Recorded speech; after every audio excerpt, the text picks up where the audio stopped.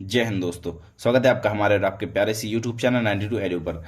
तो आज हम शुरू करते हैं फिजिक्स की यूनिट 5। ये फिजिक्स की यूनिट 5 का पहला वीडियो है और वीडियो का टॉपिक है हमारा फ्रेम ऑफ रेफरेंस, मतलब निर्देश फ्रेम। तो ये जो निर्देश फ्रेम ये टॉपिक है ये पूरा थ्योरी ऑफ रिलेटिविटी का है। इस वाले यूनिट में, यूनिट 5 में, हम पूरी थ्योरी ऑफ रिलेटिविटी के जितने भी टॉपिक्स हैं, लेंथ कॉन्ट्रैक्शन, टाइम डायलेशन, जितने भी हैं, वो सब हम इस वाले में पढ़ेंगे। तो सबसे पहले आज थ्योरी ऑफ रिलेटिविटी का हम शुरुआत करते हैं फ्रेम ऑफ रेफरेंस से। तो इसमें फ्रेम ऑफ रेफरेंस में मैं जितना हो सकेगा उतना मैं समझाने की कोशिश करूंगा। तो चलिए शुरू करते हैं फ्रेम ऑफ रेफरेंस और इसके बारे में है जानते हैं हर चीज़, और ये कितने टाइप्स के होते हैं ये भी जानेंगे। तो अगर आपने चैनल को सब्सक्राइब नहीं किया है तो प्लीज़ सब्सक्राइब कर दीजिए और चलिए शुरू करते हैं। इसे हम एक ऐसी चीज़ से समझते हैं जैसे अगर हमें किसी वस्तु की गति बतानी है। मान लो एक कार है जो कि गति कर रही है आगे की ओर, कुछ वेग है, इसका वेग है जो कि कुछ वेग मान लो v मान लो, तो v वेग से आगे की ओर गति कर रही है। तो गति बताने के लिए हमें एक तो क्या चाहिए, हमें ये पता होना चाहिए कि हम किसके रिस्पेक्ट में, इसमें जितनी भी चीज़ें होंगी सब रिस्पेक्टेड होंगी, सब रिस्पेक्ट में होंगी। तो हम इसकी गति किसके रिस्पेक्ट में देख रहे हैं। अगर मान लीजिए हम जीप के अंदर बैठे हैं तो हम जीप के फ्रेम ऑफ रेफरेंस में हैं, जीप के फ्रेम में है अंदर। तो हमें जीप कैसी दिखेगी, जैसे खड़ी हो जीप। जैसे मान लो आप अंदर हो, अगर आपको बाहर का नज़ारा नहीं कुछ दिख रहा तो आपको लगेगा जीप खड़ी हुई है, शांत है बिल्कुल। लेकिन अगर हम बाहर खड़े होकर जीप को देखें तो हमें जीप चलती हुई दिखाई देगी। तो हमें किसी वस्तु की गति बताने के लिए हमें यह पता होना चाहिए कि हम किसके सापेक्ष उसकी गति बता रहे हैं, हम किसके रिस्पेक्ट में वस्तु की गति बता रहे हैं, स्थिति। मान लो जैसे हम मान लो किसी पेड़ के लिए हमने कहा कि ये एक पेड़ है, ये रुका हुआ है, हम बाहर खड़े हैं, पेड़ के बाहर खड़े हैं और ये पेड़ हमने मान लिया रुका हुआ है। लेकिन अगर इसे हम सूरज से देखें तो सूरज से हमें पेड़ चलता हुआ दिखाई दे, क्यों? क्योंकि पृथ्वी सूर्य के चारों ओर घूम रही है, इसलिए सूरज के सापेक्ष हमें पेड़ चलता हुआ दिखाई देगा।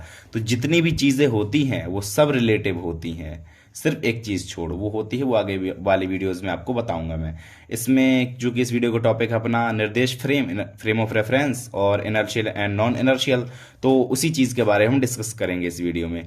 तो अभी तक आपने जाना क्या कि किसी भी चीज़ की गति बताने के लिए हमें ये पता होना चाहिए कि हम किसके रेस्पेक्ट में उसकी गति बता रहे हैं या फिर उसकी स्थिति, उसका पोजीशन बता रहे हैं।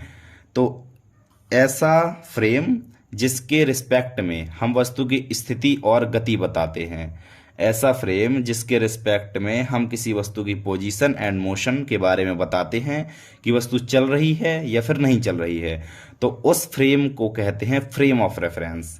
समझ गए? जिसके रेस्पेक्ट में हमने वस्तु की गति बताई। मान लो अपन इस फ्रेम में है और ये पेड़ एक अलग फ्रेम में है, तो चूंकि ये रुका हुआ है फ्रेम, तो ठीक है, अपन ने देख दिया कि पेड़ रुका हुआ है।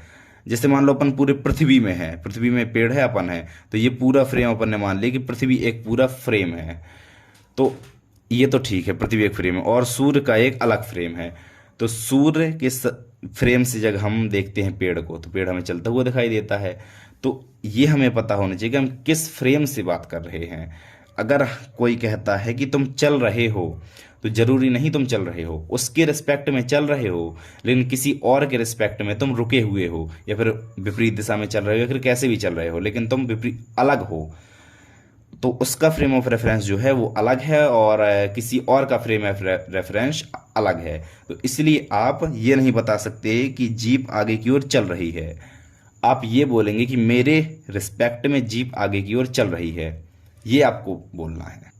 तो थ्योरी ऑफ रिलेटिविटी में यही चीज़ है कि हर चीज़ें रिलेटिव होती हैं, जितनी भी चीज़ें से जैसे आगे आगे अब आगे जैसे ये टॉपिक बढ़ेगा आगे चल के, तो आपको सब चीज़ें धीरे धीरे समझ में आने लगेंगी।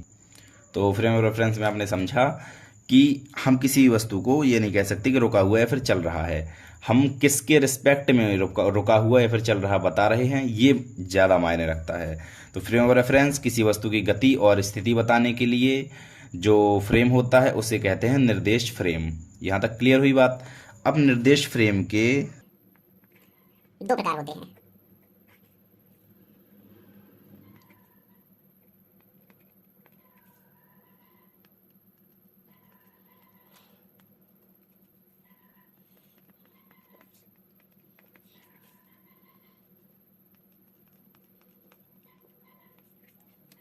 ये हुए दो प्रकार। पहला प्रकार इनर्शियल फ्रेम और दूसरा non inertial frame. Frame of reference की टू टाइप्स होते हैं, जड़त्वीय निर्देश फ्रेम, अजड़त्वीय निर्देश फ्रेम। जड़त्वीय को इंग्लिश में कहते हैं इनर्शियल फ्रेम और अजड़त्वीय को नॉन इनर्शियल फ्रेम। तो चलिए एक एक करके दोनों को समझते हैं। सबसे पहले बात करते हैं जड़त्वीय फ्रेम। जड़त्वीय निर्देश फ्रेम, सबसे पहले जड़त्वीय निर्देश फ्रेम की अपन बात करेंगे।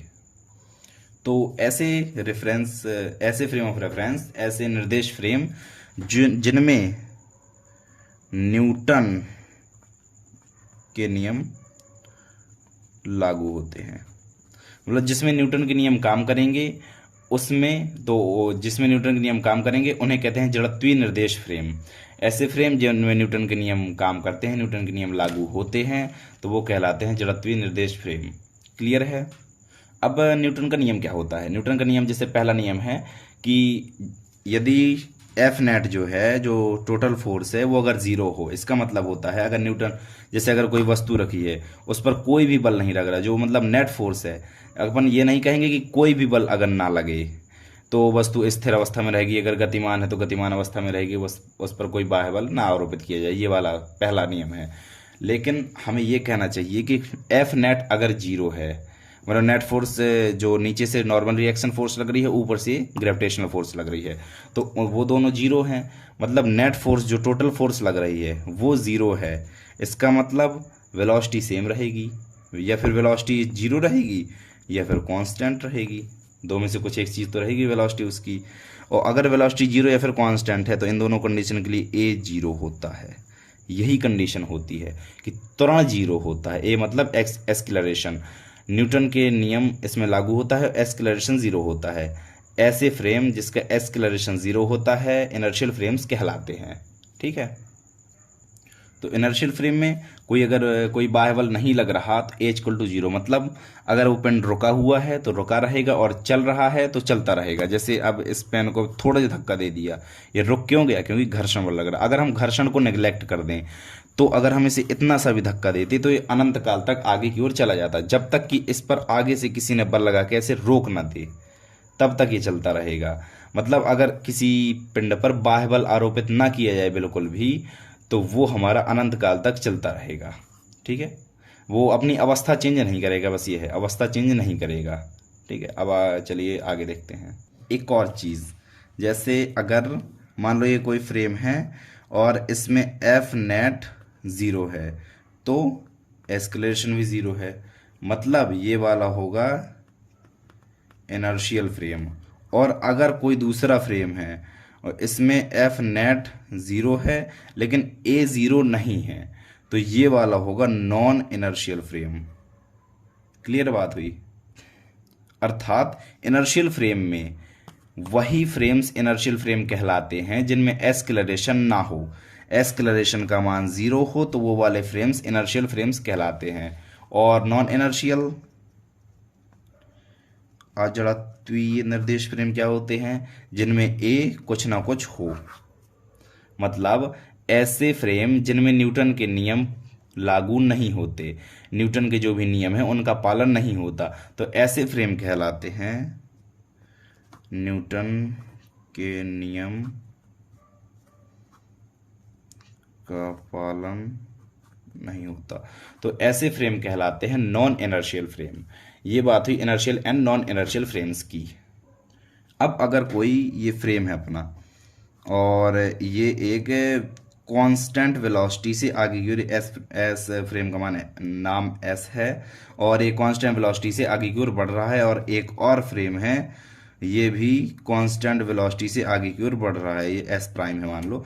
तो दोनों कांस्टेंट वेलोसिटी से आगे की ओर बढ़ रहे हैं, तो दोनों ही इनर्शियल फ्रेम है, क्योंकि a equal to zero, a equal to zero, दोनों में ए बराबर जीरो है, इसलिए दोनों ही इनर्शियल फ्रेम हैं। और अगर हमारे दोनों फ्रेम रुके हुए हैं तो ये भी दोनों इनर्शियल फ्रेम है, क्योंकि दोनों में a equal to zero, a equal to zero है। लेकिन अगर हमने मान लिया कि ये एक ये है और एक ये है, अब ए इसमें a is not equal to zero, ठीक है, और एक और फ्रेम है इसमें भी ए ज़ीरो नहीं है। यहाँ तक बात क्लियर? इसमें ए ज़ीरो नहीं है, इसमें ए ज़ीरो नहीं है, लेकिन दोनों का जो एक्सक्लरेशन है वो समान है। अगर A1 A2 मान लें तो A1 इक्वल टू A2 है, मतलब दोनों समान वेग से ऐसे चले जा रहे हैं, तो दोनों एक दूसरे के रिस्पेक्ट में तो अवस्था में हो जाएंगे, स्थिर अवस्था में हो जाएंगे, या फिर कांस्टेंट वेलोसिटी से गति करेंगे एक दूसरे के रिस्पेक्ट में। तो यहाँ पर ये कौन से फ्रेम होंगे? इनर्शियल नहीं होंगे। ध्यान देना, इनर्शियल तभी होंगे जब ए वहाँ पर नहीं होगा। इनर्शियल फ्रेम, कोई फ्रेम इनर्शियल फ्रेम तभी होगा जब वहाँ पर ए प्रेजेंट ना हो। क्लियर हो यहाँ तक बात? तो इसी के साथ inertial frame and non inertial वाला वीडियो हमारा यहीं पर एंड होता है। इसके बाद हम थ्योरी ऑफ रिलेटिविटी को आगे कंटिन्यू करते हुए अगला टॉपिक है हमारा गैलीलियन रूपांतरण, गैलीलियन ट्रांसफॉर्मेशन। ये वाला टॉपिक हम पढ़ेंगे अगले वीडियो में। तो इस वीडियो को यहीं पर एंड करते हैं। वीडियो देखने की thank you so much. Video को लाइक कर दीजिए अगर आपका मन हो तो, और मिलते हैं अगले टॉपिक के साथ। Thank you so much, bye bye.